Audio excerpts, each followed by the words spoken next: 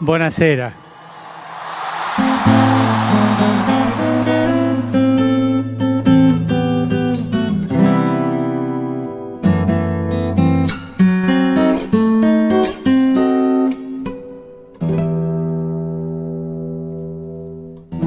El tiempo se acerca, ya no lo dudes más.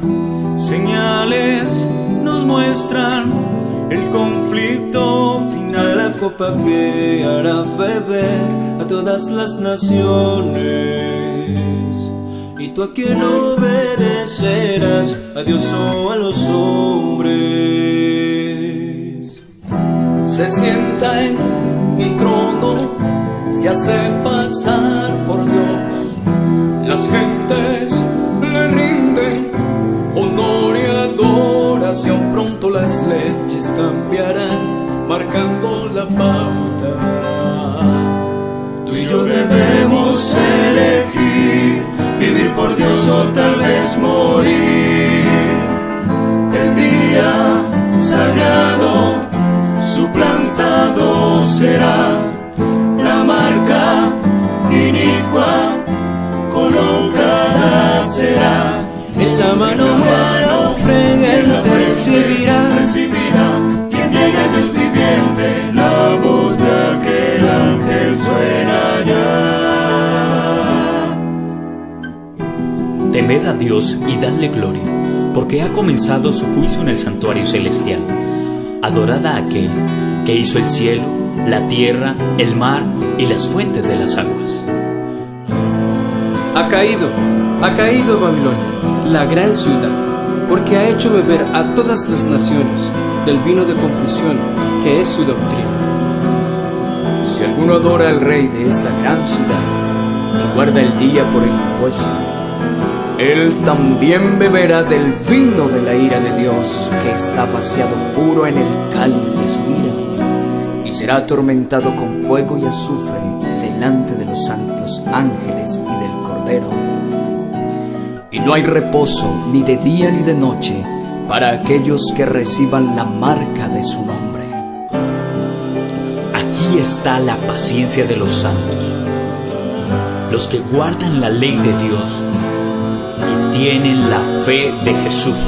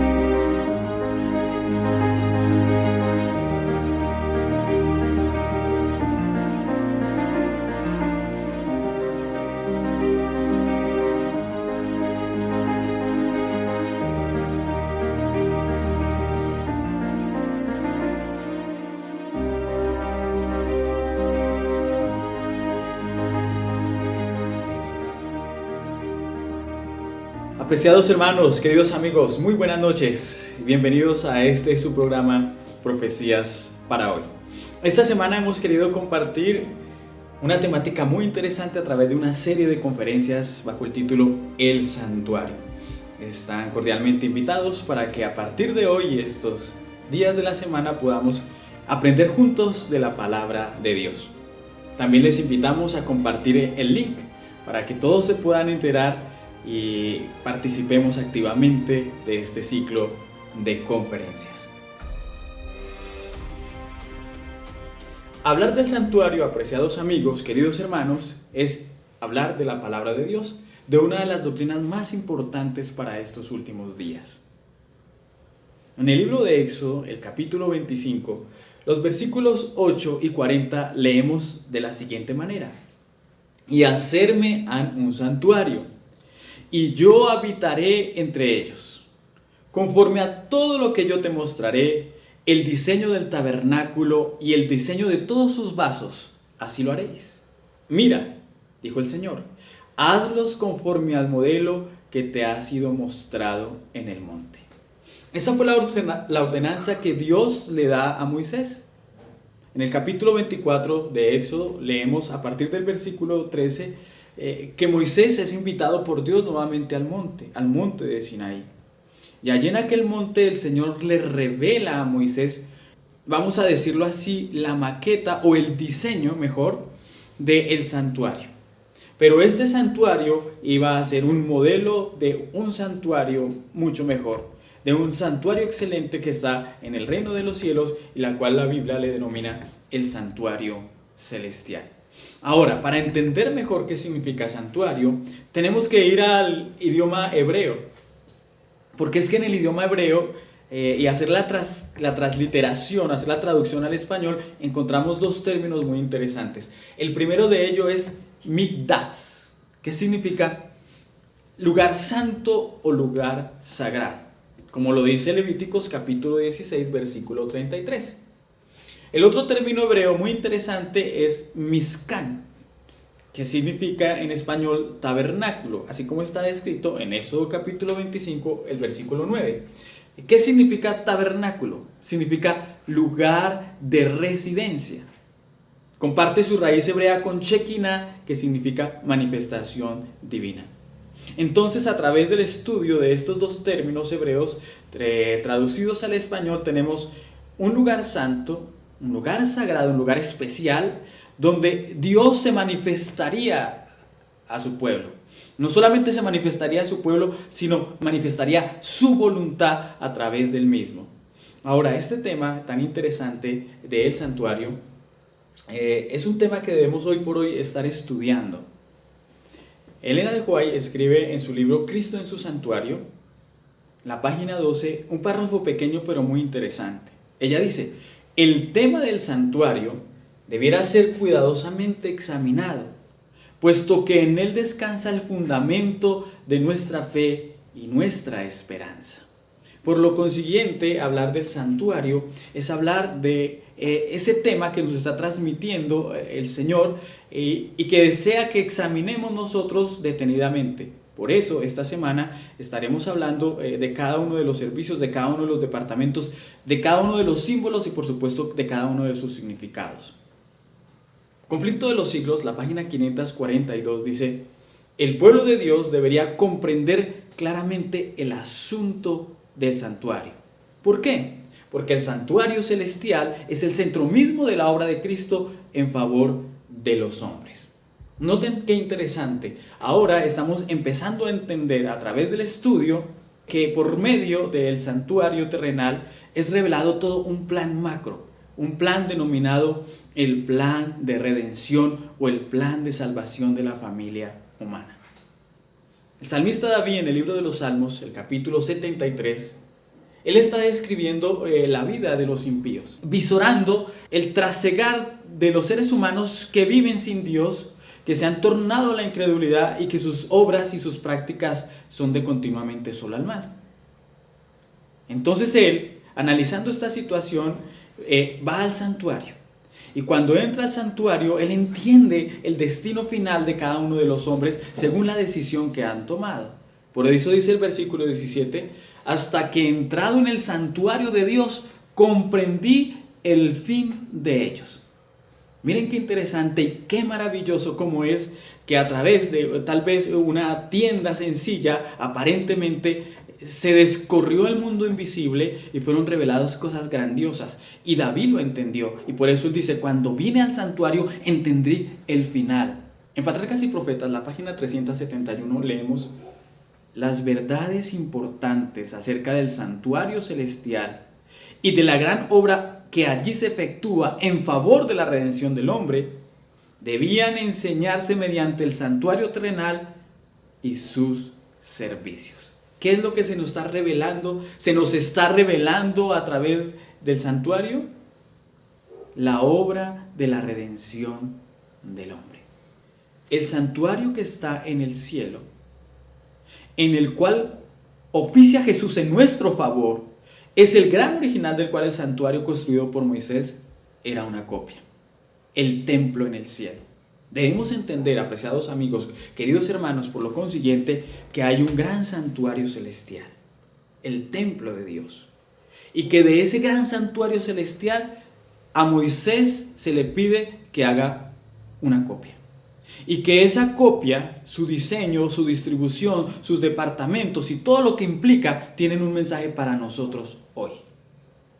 Dios mismo, apreciados hermanos y amigos, le dio a Moisés el plano con instrucciones detalladas acerca del tamaño y también de la forma, así como de los materiales que debían emplearse y de todos y de cada uno de los objetos de los muebles que debía de contener. Los dos lugares santos, hechos a mano, habían de ser figura del verdadero, figura de las cosas celestiales, es decir, una representación en miniatura del templo celestial. Imaginémonos qué grandioso es nosotros poder contemplar una transcripción de lo que es el templo celestial y entender esa obra que se está realizando en nuestro favor a través de ilustraciones y símbolos dados para Moisés en esta tierra. Ahora, el gran centro de lo que trata el santuario precisamente es la mediación de Cristo a favor de los hombres. Y en medio del santuario, en el lugar santísimo, se manifestaba la presencia divina. Sobre el arca está el propiciatorio, en medio de los ángeles estaba la Santa Chequina. En el libro de Éxodo, el capítulo 25, los versículos 21 y 22, leemos así: pondrás el propiciatorio encima del arca, y en el arca pondrás el testimonio que yo te daré, y de allí me declararé a ti y hablaré contigo sobre el propiciatorio, de entre los querubines que están sobre el arca del testimonio, todo lo que yo te mandare para los hijos de Israel. En esa tienda aparentemente muy sencilla, pero sumamente hermosa, se manifestaba la presencia divina. La Biblia dice: de allí me declararé a ti y hablaré contigo. Ahora, Dios es el gran arquitecto. Él le entrega a Moisés un diseño y le dice: tú vas a ser el regente de la obra. Pero la realización misma, vamos a decir, los constructores de esta obra fueron llamados directamente por Dios. Fueron constructores elegidos llenos del Espíritu Santo. Y me parece interesante esto, resaltar lo que dice el libro de Santiago. En Santiago, el capítulo 1 dice: si alguno tiene falta de sabiduría, demándela a Dios, y el Señor se la dará abundantemente y no le reprochará. Cuando nosotros, apreciados amigos, cuando nosotros hermanos buscamos a Dios y necesitamos resolver algún problema, necesitamos realizar algún proyecto, qué interesante entonces es mirar atrás y ver cómo el Señor, cuando necesita y quiere utilizar a los hombres y permitimos ser utilizados por Dios, pues nos dará sabiduría para realizar no solamente su obra, sino también cristalizar nuestros proyectos y nuestros sueños. En este tema vemos cómo el Señor escoge hombres. Dice la pluma inspirada en Patriarcas y Profetas, la página 54, que fueron hombres escogidos directamente por Dios. En el libro de Éxodo, el capítulo 31, que no los vamos a leer todos, pero para que lo tengamos como referencia, los versículos 1 al 6 y los versículos 30 al 35 nos hablan de dos hombres. Voy a leer para que entendamos y tengamos en mente estas dos personas.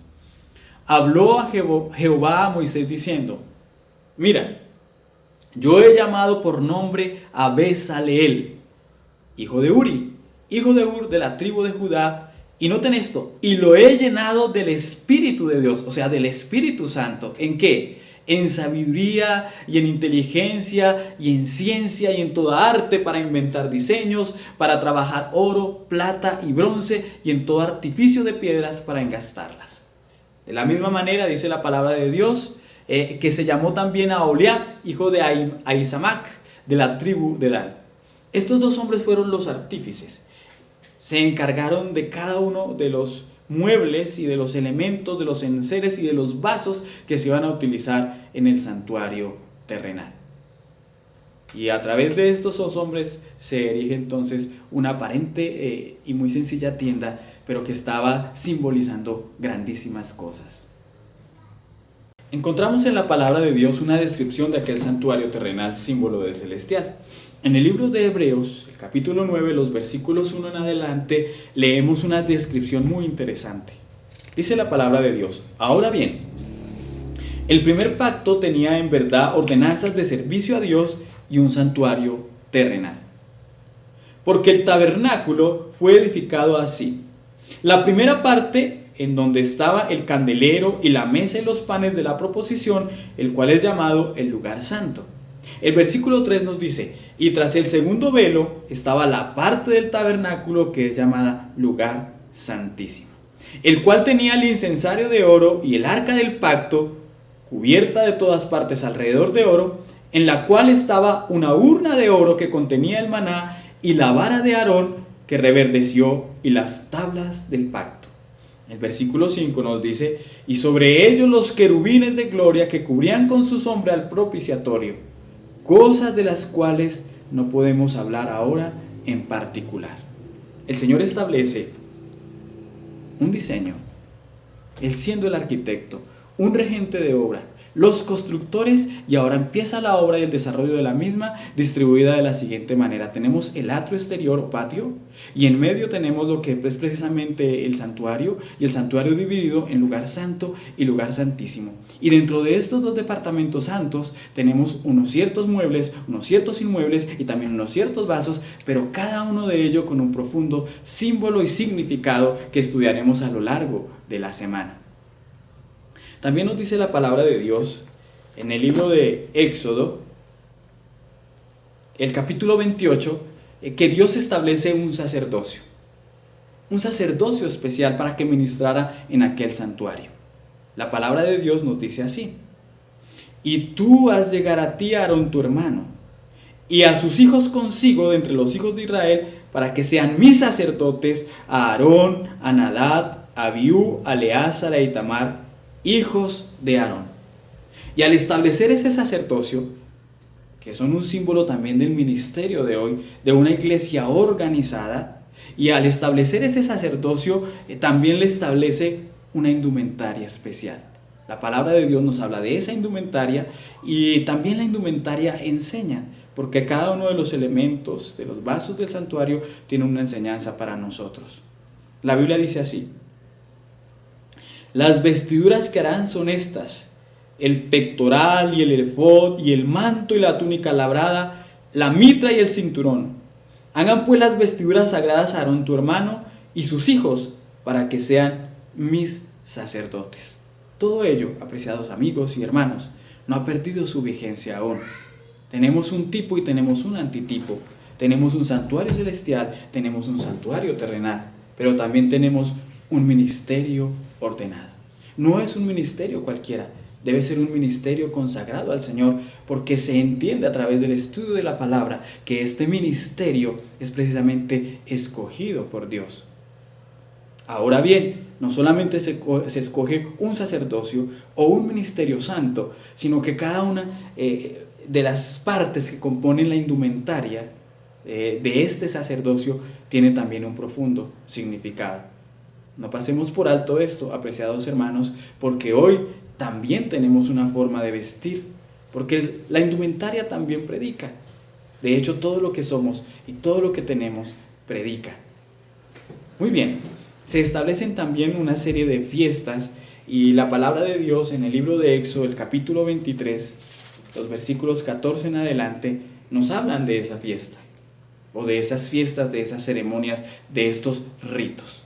La palabra de Dios dice así: asimismo también el santuario terrenal era el lugar donde se observaban los 7 sábados ceremoniales. La Biblia dice: estas 3 fiestas y los 7 sábados ceremoniales eran una figura, escuchen esto, una sombra de la obra de Cristo. Estaban señalando el trabajo de Cristo tanto en la tierra como en el cielo. Apreciados amigos, el Señor a través del santuario está queriendo darnos muchas lecciones, pero la principal de ellas es que tenemos una esperanza de salvación y que esa salvación ha sido predispuesta hasta la eternidad y que tú y yo tenemos la oportunidad de también venir al santuario, como dice la palabra de Dios, y entender cuál es el final desde el principio. Saben, hay un texto que me llama poderosamente la atención. Dice así: lleguémonos pues confiadamente al trono de la gracia para hallar misericordia en el oportuno socorro. A través de este texto entendemos que hoy tenemos acceso a la gracia de Cristo y que en el santuario celestial se está oficiando en nuestro favor, que el Señor pasa del lugar santo al lugar santísimo, así como se enseñaba en el santuario terrenal a través de las figuras y de las sombras, y que ahora tenemos la oportunidad de adentrarnos al santuario, consagrarnos a Dios y aceptar el gran sacrificio de Cristo que se hizo en la cruz del Calvario. Porque precisamente en la obra del santuario se hacían sacrificios, se establecieron ritos y ceremonias. ¿Por qué? En el libro de Hebreos, el capítulo 9, el versículo 22, leemos: y casi todo es purificado según la ley con sangre, y sin derramamiento de sangre no hay remisión de pecados. Somos culpables del pecado y por lo consiguiente, dice la Biblia, la paga del pecado es la muerte. Deberíamos morir irremisiblemente. Pero Cristo obró en nuestro favor, se ofreció a sí mismo para que nosotros fuésemos salvos y se convirtió en el Cordero. Por eso dice en el libro de San Juan, el capítulo 1, he aquí el Cordero de Dios que quita el pecado del mundo. De hecho, el sacrificio más importante de los que se celebraban en el santuario terrenal era la muerte del Cordero, que se oficiaba cada mañana y cada tarde. A propósito, quiero compartir con ustedes un párrafo muy interesante. Cada mañana y cada tarde se ofrecía sobre el altar un cordero de 1 año, con las oblaciones apropiadas de presente, para simbolizar la consagración diaria a Dios de toda la nación y su constante dependencia de la sangre expiatoria de Cristo. Dios les indicó expresamente que toda ofrenda se presentaba para el servicio del santuario y que debía de ser sin defecto. Los sacerdotes debían examinar todos los animales que se traían como sacrificio y rechazar los defectuosos. Solo una ofrenda sin defecto podía simbolizar la perfecta pureza de aquel que había de ofrecerse como cordero sin mancha y sin contaminación. Patriarcas y Profetas, página 365. ¿Saben? Quiero detenerme un momento en este párrafo. Me parece muy interesante entender lo importante que es hoy cada mañana y cada tarde comunicarnos con Dios. Este ritual y esta ceremonia que todos los días se celebraba en Israel entraña para nosotros una gran lección: el culto matutino y el culto vespertino. Hoy en día quizás se hace difícil cumplir esto. No obstante, es bueno que nosotros hagamos una pausa en el camino y nos detengamos a considerar cómo Israel cada día, en la mañana y en la tarde, se encontraba con su Dios. Ofrecía una ofrenda y esa ofrenda representaba a Cristo. Pero más que eso, estaba representando la dependencia del individuo de Dios.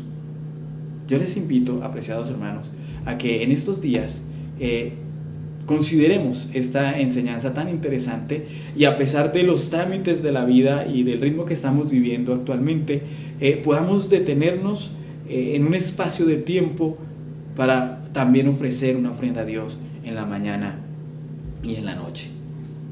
Hechos de los Apóstoles, la página 13, también trae un mensaje muy interesante para nosotros. Cristo era el fundamento de la dispensación judía. Todo el sistema de los tipos y símbolos era una profecía resumida del Evangelio, un medio a través del cual se presentaban las promesas de la redención.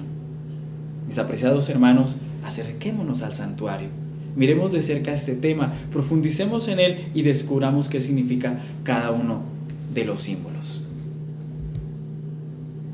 Saben, en estos últimos días y a través del desarrollo de la historia del adventismo del séptimo día, vemos cómo el santuario se ha convertido en centro teológico de discusión.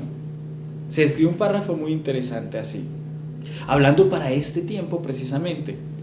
En el futuro, toda clase de engaño va a levantarse y necesitamos tierra firme para nuestros pies. Necesitamos firmes pilares para el edificio. Ningún alfiler se moverá de lo que el Señor ha establecido. Y noten esto: el enemigo introducirá falsas teorías tales como que no existe un santuario. Y lo estamos viendo ahora. Si le damos un vistazo al mundo protestante de hoy, o tenemos una charla teológica al respecto, insistentemente se dirá que no existe un santuario y que por lo consiguiente no debería explicarse ni fundamentarse una doctrina del santuario, y vemos cómo precisamente es una acechanza, una artimaña de Satanás para desviar nuestra mirada a este tema tan interesante, tan importante, que está revelando todo el proceso de redención del ser humano. Esta semana mis compañeros van a describir el significado de cada uno de los elementos, de los inmuebles, de los vasos que se utilizaba en el santuario. Y vamos a entender cómo el Señor ilustra ese proceso que debemos de nosotros experimentar a través de nuestra vida cristiana e ilustrado esto a través del santuario. Elena de White escribió el 25 de mayo de 1905 en una revista denominada Review and Herald lo siguiente: el tema del santuario es uno de los puntos sobre los cuales habrá un apartamiento de la fe. ¿Dónde hallaremos seguridad a no ser que sean las verdades que el Señor ha estado dando durante los últimos 50 años? Por lo tanto, mis hermanos, la palabra del Señor dice: el que piensa estar firme, mire y no caiga. Examinemos nuestras doctrinas, profundicemos en ellas y aprendamos juntos de la palabra de Dios.